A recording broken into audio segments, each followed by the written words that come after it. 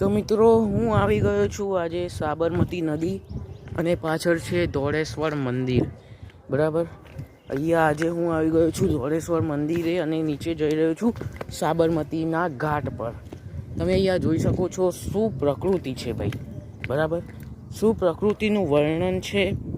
અને તમે અહીંયા જોઈ શકો છો હું છે ઘાટમાં ઉતરું છું, નદીમાં જોઉં છું કે નદી તો અત્યારે ખાલી જ છે ભાઈ. બરાબર, નદી તો અત્યારે ખાલી જ છે પણ આ તો ખાલી જઈ રહ્યો છું જોવા. બરાબર, ચલો આગળ વધીએ.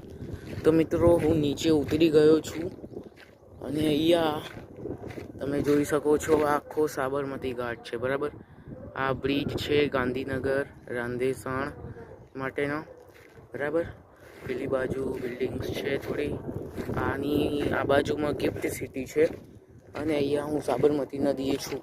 બરાબર, તમે ત્યાં જોઈ શકો